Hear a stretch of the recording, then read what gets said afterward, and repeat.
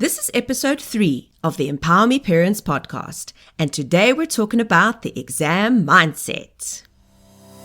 Welcome to the Empower Me Parents podcast, a proudly South African podcast for parents of high school students.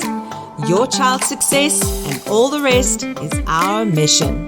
I'm your host, Master Certified Life Coach, Nicole van Rensburg. Let's do this. Hi everyone. I'm so glad you're listening today. I am fired up about the concepts I'm going to share with you. They could be game-changing for helping you support your child in this often stressful time of year.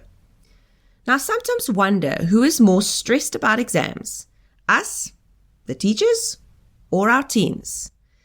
Now, there are two sides to this. Most of us would say that it's us that are most stressed, because it often looks like our teens are just not fazed or worried about getting organized or prepared for these exams. What is happening? It's their lives. They should care, right? So why are they so preoccupied with anything other than studying? Well, the flip side to this is the teens that often appear so stressed and are burning themselves out by studying at all hours and sometimes through the night, and most of the time they look like zombies. Both of these cases stem from similar circumstances and similar reasons for acting in this way, and a lot of the time it has to do with stress. Now, the ones that are avoiding and not taking care of business are stressed. They're just showing it in a different way. And the ones that are ultra stressed and working themselves to the bone are also in a state of panic. And both of these cases are very similar to fight, flight, or freeze response. And if we can help them to calm these nerves and give them the tools and the skills and support, I really do believe we can make a massive, massive difference in their experience of exams. So if we're looking at changing the experience of exams and changing their mindset around exams, I've got a couple of ideas here for you to think about and see where you can implement these. So the first concept I want to introduce is the concept that exam time is a window into adult life. Now, I'd never heard of this concept before, and it kind of came to me one day as I was working with my teens in school. And we were talking about all the things that you're responsible for when it's exam time. You're responsible for creating your own schedule. You're responsible for managing your time. You're responsible for holding yourself accountable and sticking to the plans that you've made. You're responsible for doing things that you don't necessarily want to do, like studying for subjects that you don't really like.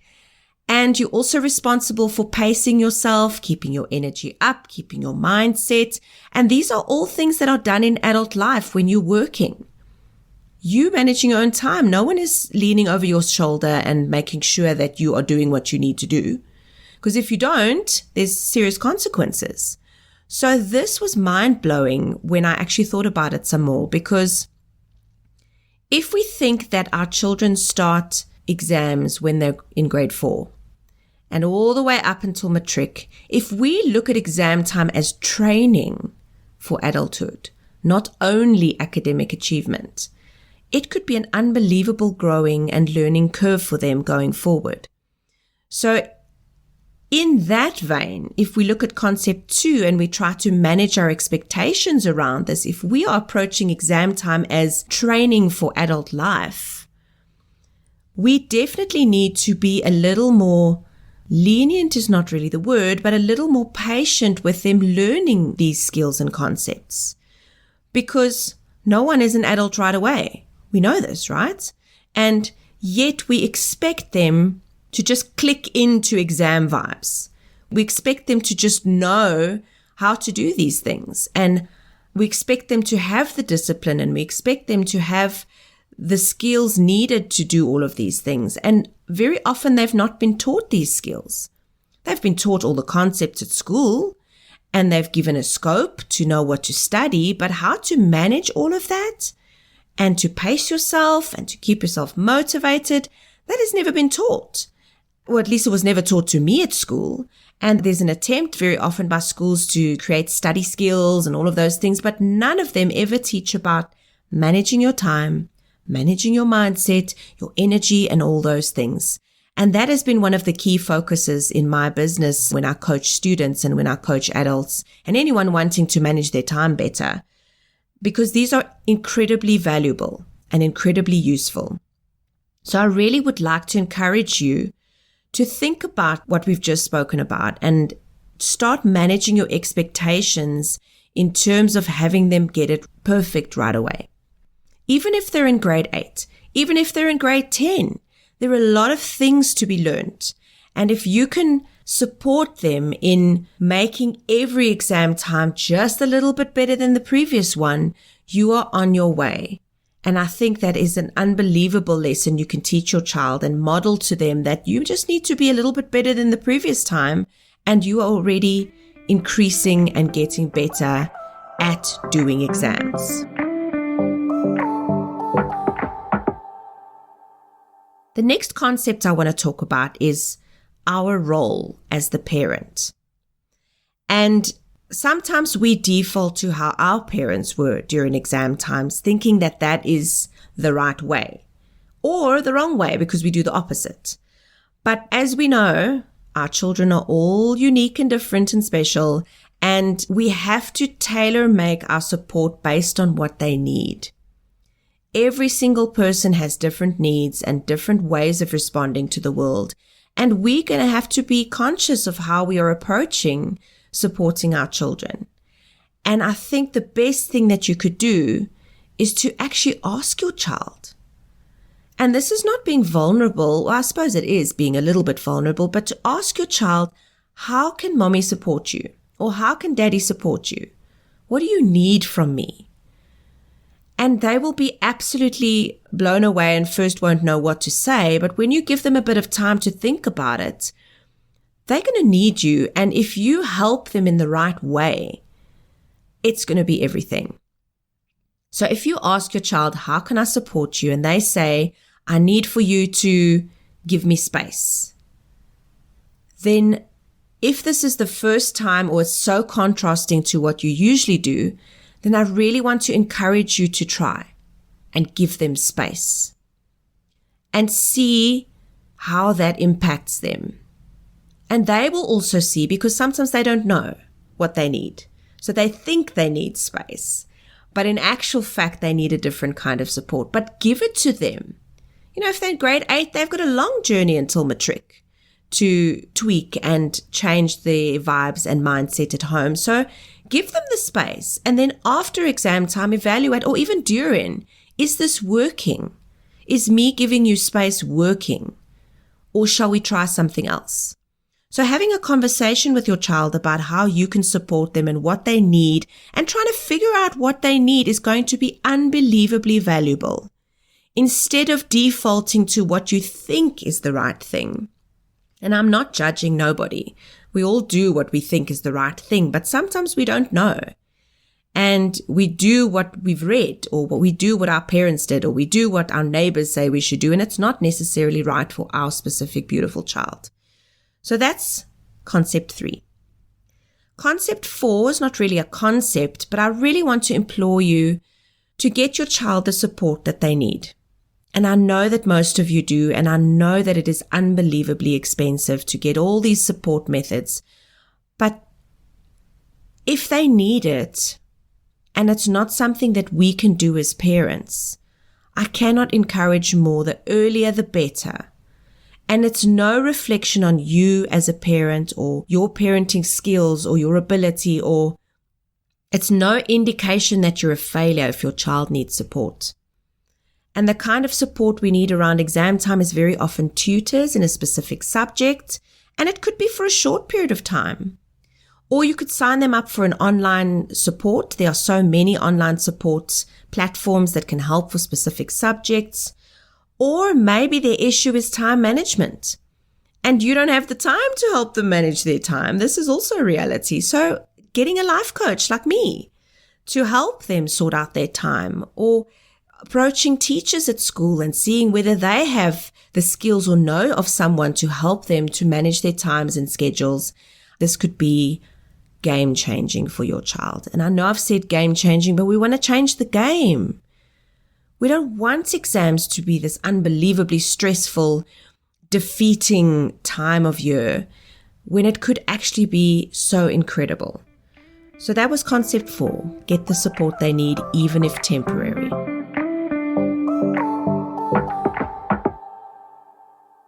Now, my final thought that I want to go into, and I want to go into this quite deeply, is thinking about how we think about exams and how we've been conditioned to think about exams. Our whole lives, exams have been this incredibly serious time. And yes, it is. It's a time to prove yourself. It's a time to show your skills, but it's turned to the negative. And everyone becomes so unbelievably stressed. Even before they know what exams are, they're stressed about exams. Before they've even experienced exams, they're stressed about exams. And it starts in grade 4. And then they get conditioned, and everyone gets this physical response to exam time, which is not necessarily serving them, which is not necessarily getting the best out of our children. And I know that there are kids that thrive. Of course there are. We get the children that are just in the zone. They love this kind of thing. So I'm not really talking to those children. Obviously, there are things that can improve in their lives as well. But I'm talking to the child that gets overwhelmed, that gets stressed, that gets almost angry when they think about exam time, or they get exhausted thinking about exam time, or they're avoiding all those things. You know your child when it comes to exam time. It's a visceral feeling that you can feel, the atmosphere in your home. And the atmosphere starts at school as well. All the other children have been conditioned to be stressed and anxious for exams. And I want to start planting the seed of it could be different. And the thought that I want to give to you is, how can we make exam time fun? How can we make life more fun? But when we're talking specifically about exams today, how can we make exam time fun? We spoke about it being a window into adult life. So most children are excited about being an adult. They cannot wait to be an adult. So can we not help them maybe to try and find the fun, and that adulting, yes, we know adulting is hectic. Of course it is, but there is an element of fun to it because we can control our own lives most of the time.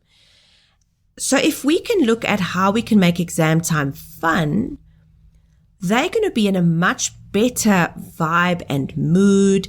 And if you're in a fun, excited state, you can absorb a lot more information.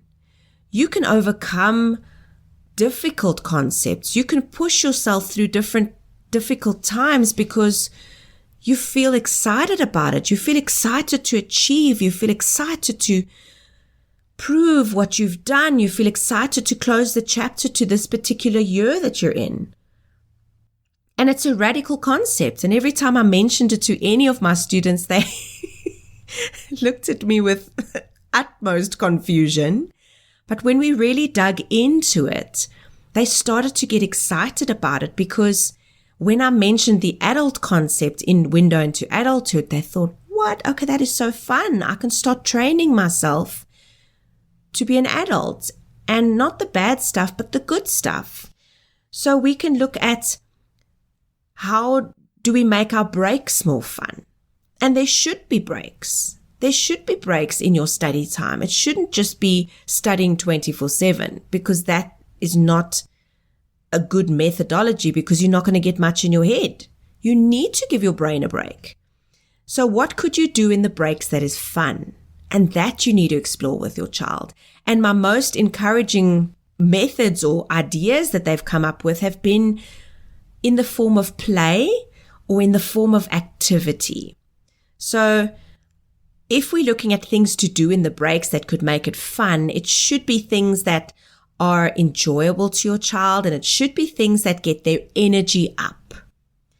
Energy up creates excitement. Energy up creates positivity. Energy up opens up the brain to studying more. And of course, it oxygenates your brain, which is what we need to focus better. So if we're looking at examples of energy up, if your child is sporty, they could go outside and kick the ball a bit, or they could go for a run, or they could go for a walk or a swim.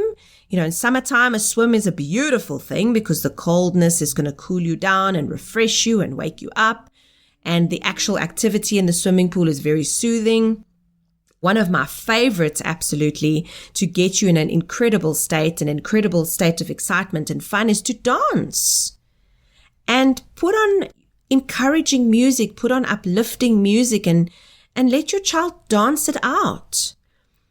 And it's not about technique, it's not about skill, it's not about anything like that. It's about letting loose, having some fun, laughing, and if you could do it with them, it's all the better.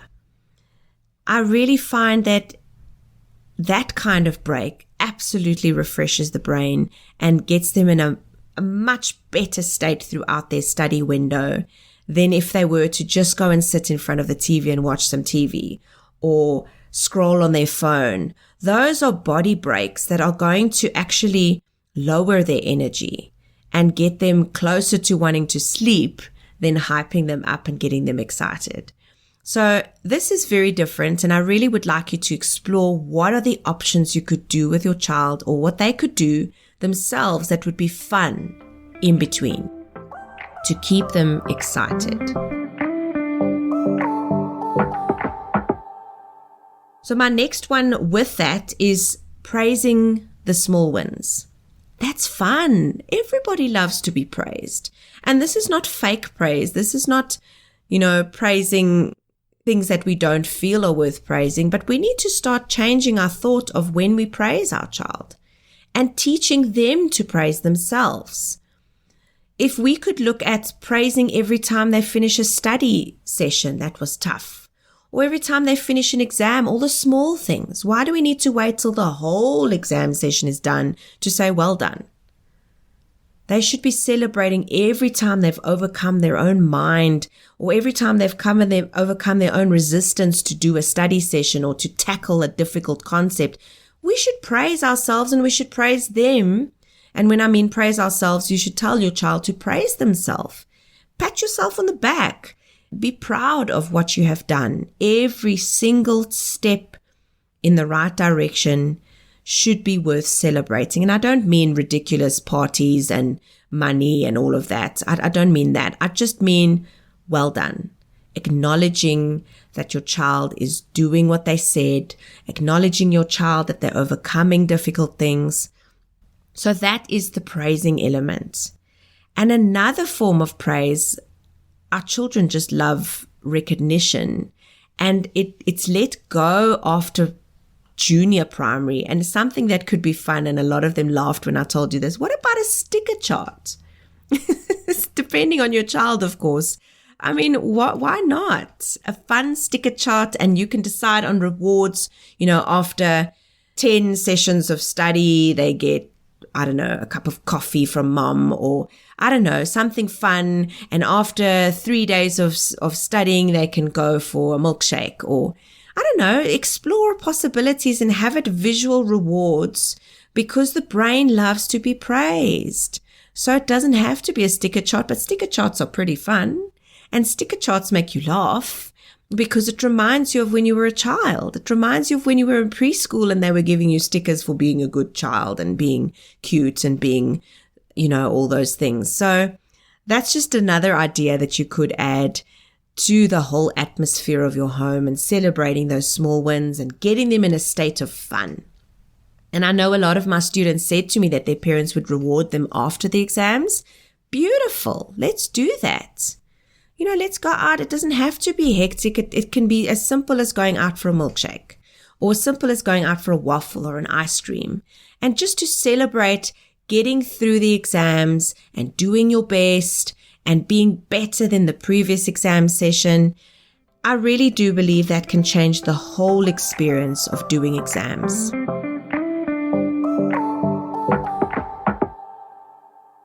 My final thought, and this is very important for making exam time fun, is to try to resist nagging. This ties very much into how can I support you that we spoke about earlier. We think that talking to them the whole time about going to study is motivating them, but it really isn't. And it's just increasing the stress. So if we could put things in place like we spoke about last week in the exam sanctuary about having the timetable up so that everybody in the household can see when it's study time, when it's chill time, will actually remove that impulse as a parent to say, shouldn't you be studying? Because there's nothing more frustrating. If we think back, wasn't it so frustrating to be asked, shouldn't you be studying? And we keep repeating what our parents did. And it's not that we're trying to be nasty. We're trying to motivate them. But let's look at the schedule.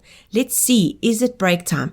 If it's break time, what could we do that's fun together? Could we make them something nice to eat? Or could we cook with them? Or could we dance it out with them? And being aware that we're not nagging. Figure out what are the words that your child responds to when you're checking up on them. And that's once again in the conversation with your child. What can I ask you to figure out if you're okay? What can I do to support you? So this is my exam mindset. I know that it's quite different to what most people think about. And there's a lot of episodes coming up when we're looking at failure and when we're looking at the concepts of success and failure and happiness and motivation. There's so much depth to delve into, and we will. But these concepts, I felt, there are things that you can work on as a parent to create a different atmosphere. So we started with last week, the sanctuary, creating the physical atmosphere, but now we need to create the vibe. And the vibe is everything, because we do or we don't do based on our feelings. So I really would like to thank you for listening. Thank you for taking the time to listen to this. And thank you for the time you're going to take thinking about these somewhat different concepts and seeing where you can implement them in your home to help your child, that the exam time becomes a celebratory time, an exciting time, a time of difference, a time of motivation, a time of fun, instead of a drag and a downer to every year. So in next week's episode, we're going to talk about success and failure and happiness. And these are super important concepts that I know we think about often as parents. And I really look forward to diving deeply into these concepts and helping us to create new mindsets and new thoughts about them that will help our child to go to the next level. So thank you for listening.